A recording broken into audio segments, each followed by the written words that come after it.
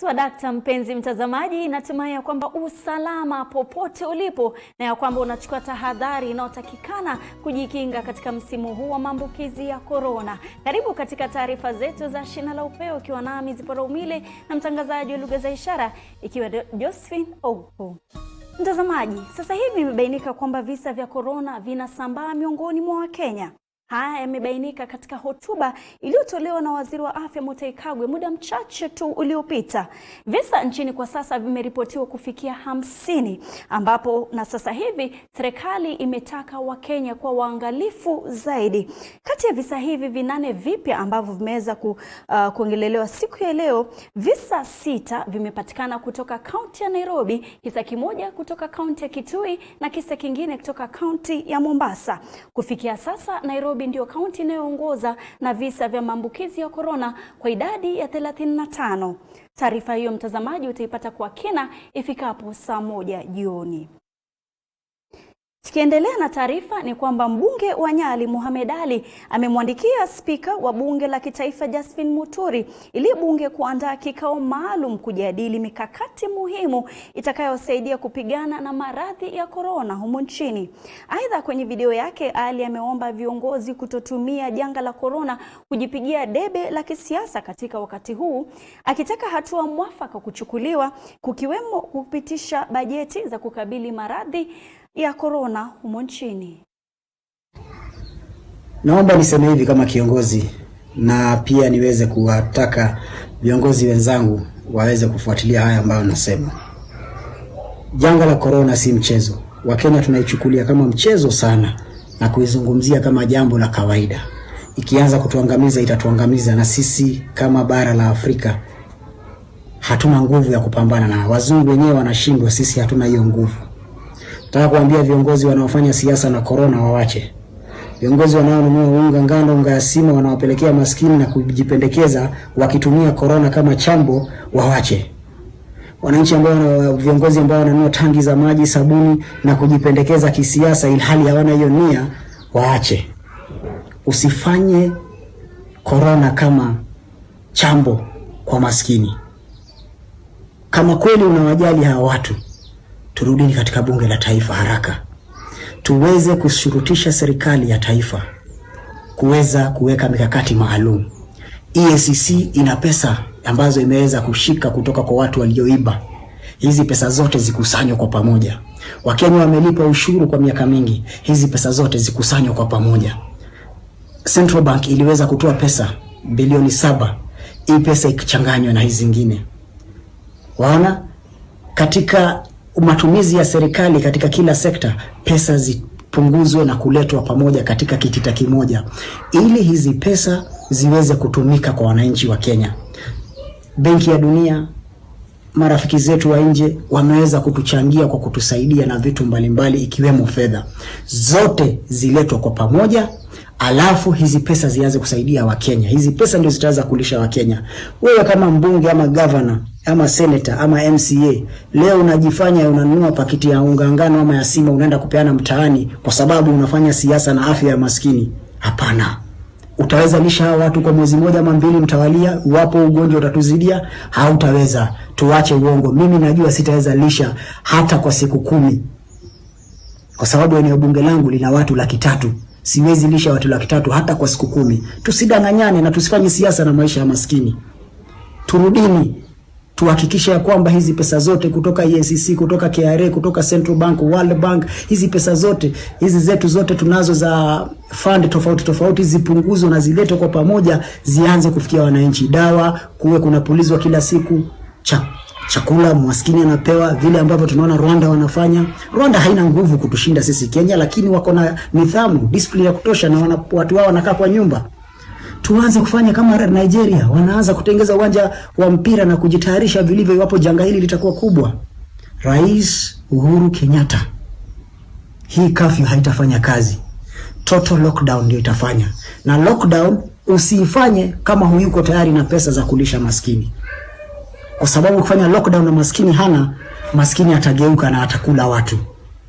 Kwa hivyo fanya lockdown baada ya kuchukua hizi pesa zote na kuweka pamoja. Kufikia sasa World Bank wametoa pesa fulani za Central Bank, zile 7.5 billion ziko, lakini hatuoni hizi pesa zinafanya nini.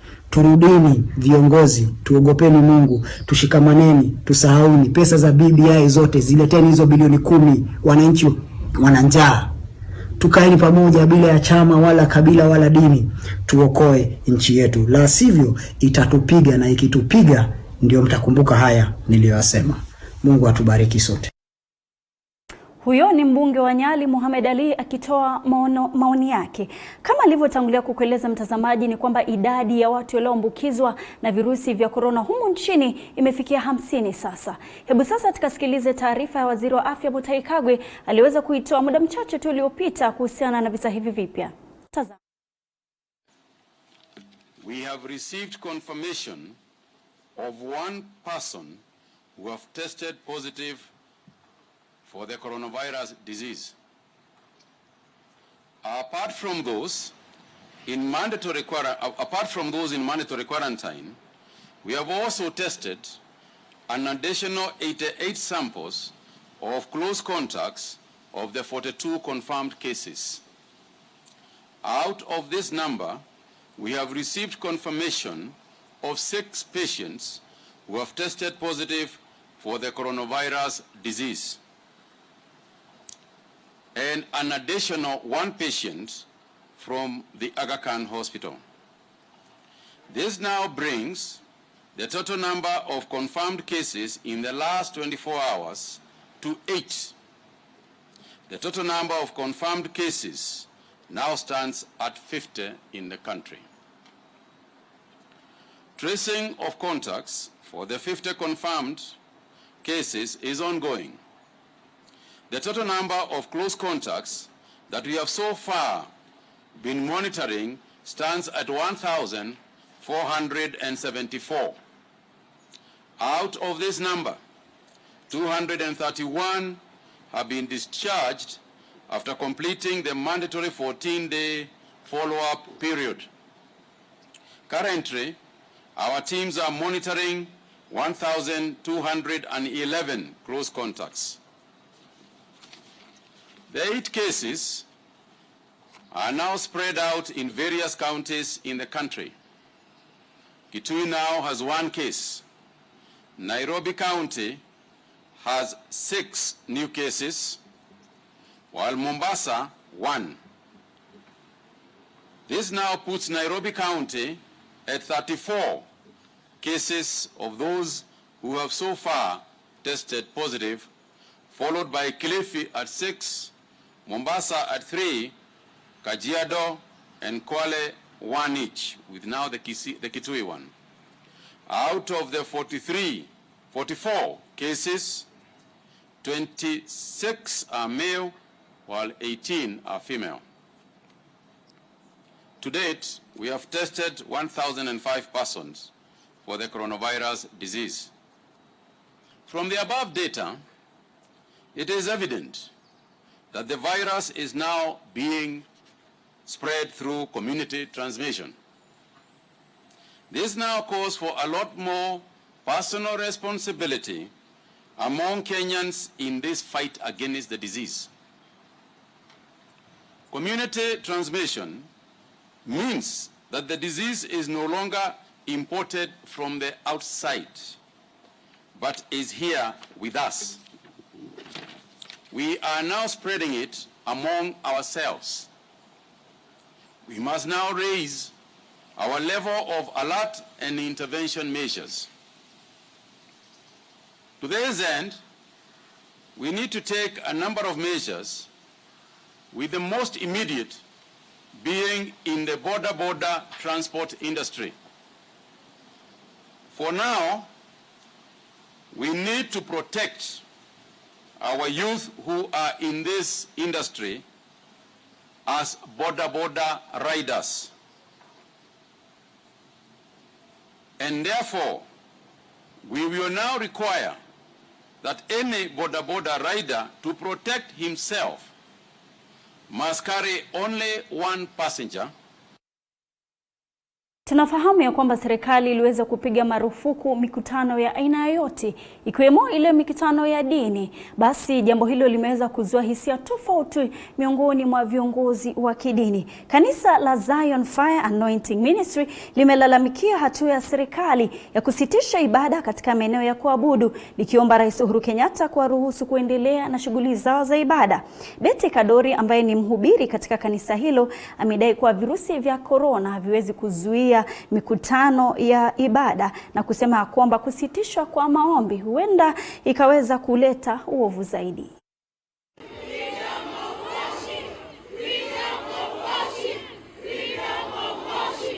President, give us the freedom of worship God. You need us to worship God. This is Zion Fire Ministry. As you need the freedom of worship, please. Coronavirus cannot refuse people to pray. Yes. God first. You're born by God. Yes. And everything coming having purpose. Yes. Kila kitu kinachokuja kuna sababu. Yes. You cannot stop. The devil cannot use this opinion to stop us to worship God. Yes. Let us President, give us the freedom of worship. Yes. Kwingineko ni kwamba kampuni ya mafuta ya Kenya Pipeline na ile ya Kenya Breweries hii leo zimetoa michango yao ya VAUs katika kaunti ya Kiambu vitakavyosambazwa katika sehemu mbalimbali zilizo na uhitaji mkuu. Ushirikiano huu umeona kampuni hii ya Kenya Pipeline kutengeneza VAUs hivi, huku kampuni ya Kenya Breweries ikitoa ufadhili wa kuzisambaza kote nchini. Mtazamaji, naarifiwa kwamba taarifa hii utaweza kuipata kwa kikamilifu hapo mida ya saa 1. Tukiendelea na taarifa ni kwamba serikali imeomba wananchi kushirikiana nao katika kukabiliana na maambukizi ya corona kwa kuchangia katika kupeana majumba ya karantini iwapo serikali itapungukiwa na nafasi. Waziri wa Afya Mutahi Kagwe hapo jana alihimiza wenyeji wenye mashule na taasisi mbalimbali kujitolea katika kushirikiana na serikali katika msimu huu.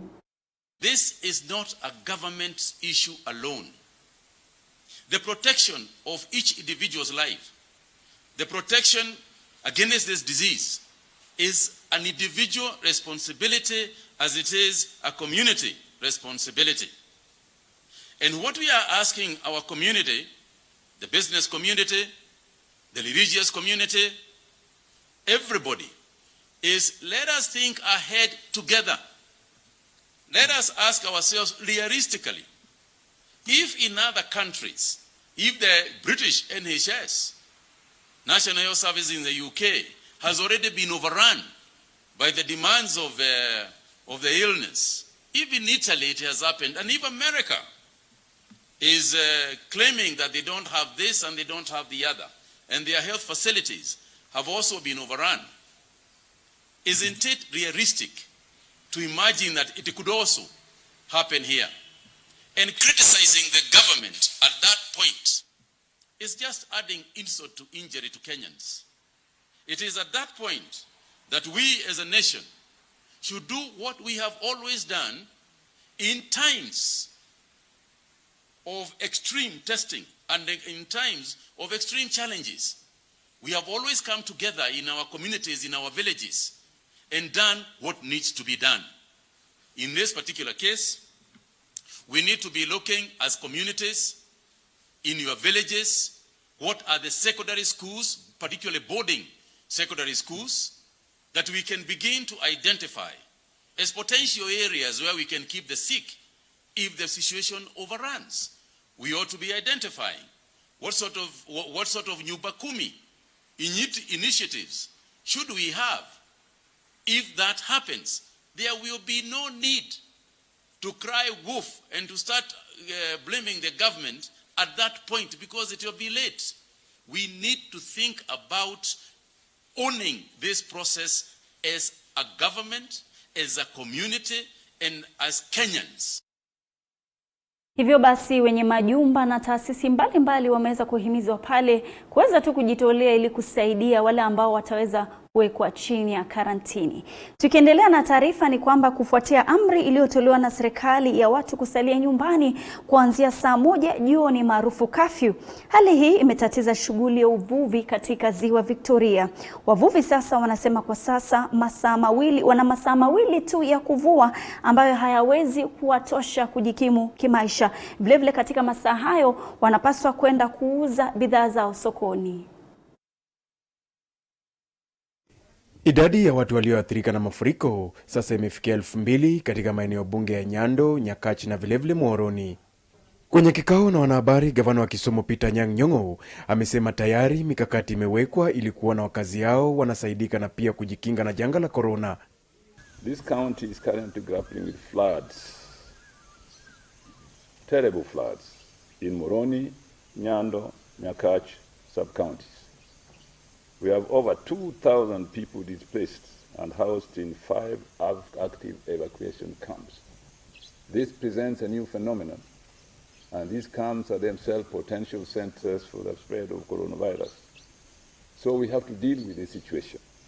It requires very careful healthcare delivery systems and very thorough delivery of equipment that we should use in these places called evacuation camps where people are escaping from flooded villages. We have set up a combined disaster management team consisting of the county and national government officers. This team is already on the ground planning a response strategy. Indeed, they were in these places over the weekend. In the past, we have used these evacuation camps to keep them there. We were never prepared these camps for coronavirus. We now have to do so. So that's why we are meeting now. Our people were in the field the whole day yesterday. They have came back before the curfew was on yesterday. So we're meeting them now and find out how do we answer your question. Kwa upande wake, kamishna wa kaunti ya Kisumu Susan Waweru amelaani vikali hatua ya wakazi wanaokiuka sheria ya kuwa manyumbani yafikapo masaa yaliyowekwa na serikali. Watu wa pikipiki, watu wa tuktuk, munangojea mpaka imeshapita saa 1. Mnataka kuona vile mutakimbizwa. Hii si mchezo tafadhali. And we need to change our attitude and see how serious this pandemic is. We are appealing also to those in the informal settlements. Tafadhali tukifika jioni, tuende tu nyumbani. Daniel Dembede, TV47, kaunti ya Kisumu. Na mkumbuke ya kwamba unaweza kuwasiliana nasi kupitia nambari yetu ya arafa ya 22047 au mtandao wa Twitter @TV47KE ama vilevile Facebook TV47 Kenya. Kuna majamaa wawili hapa wameweza kutoa maoni yao. Mmoja hapa kwa jina Peter Mwangi Kariuki ameweza kuongelelea kuhusiana na ile taarifa ya chipuko la visa vipya ambavyo vimeweza kutangazwa hii leo, akisema ya kwamba God protect us, God protect us. Na Fidel Ndanda ameweza kusema Maulana, tuepushe na janga hili. Tunachukua mapumziko kidogo tu, tunarudi baada ya muda usio mchache. Kanasi.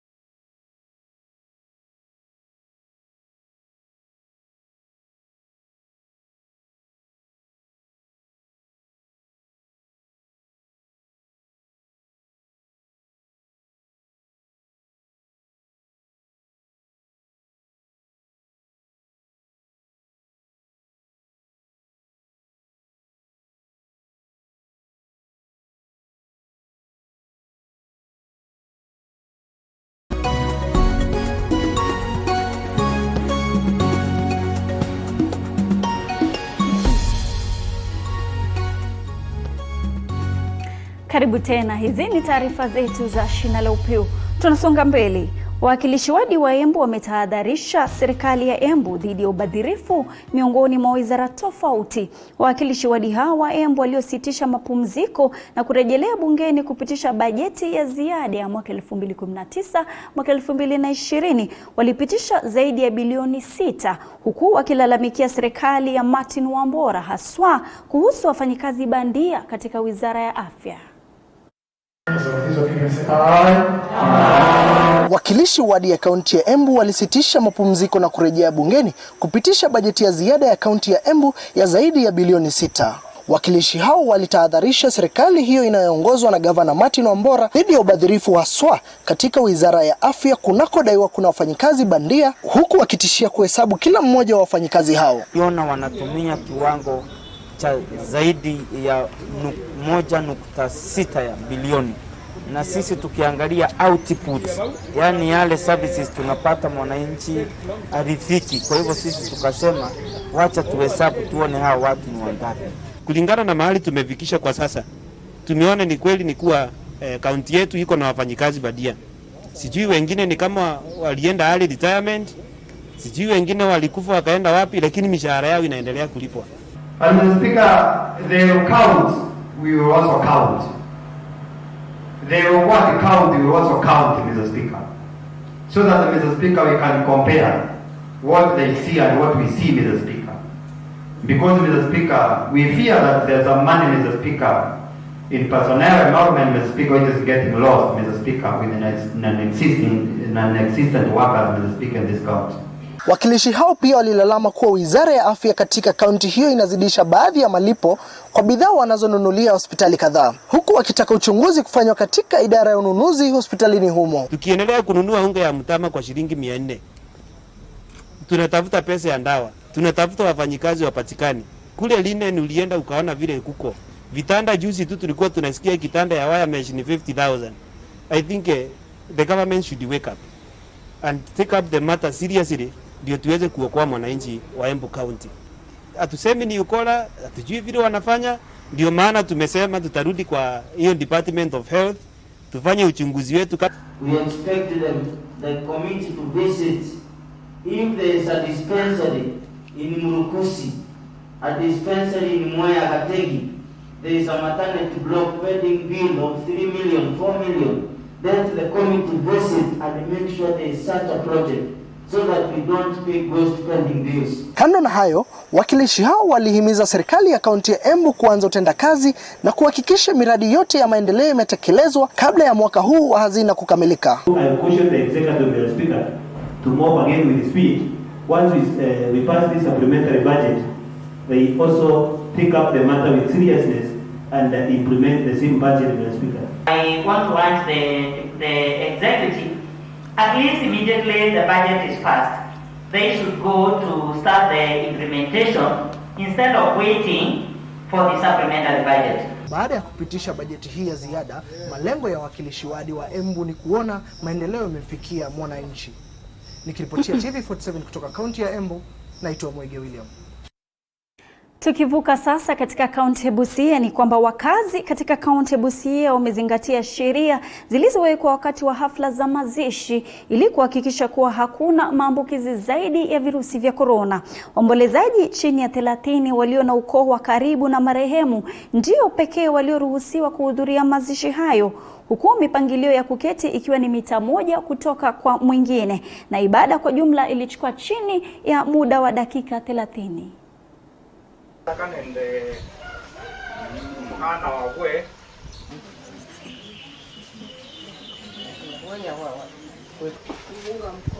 Tayari padri ashamwombea misa yake na kisha tuko katika safari ya mwisho ya kumpeleka makaburini.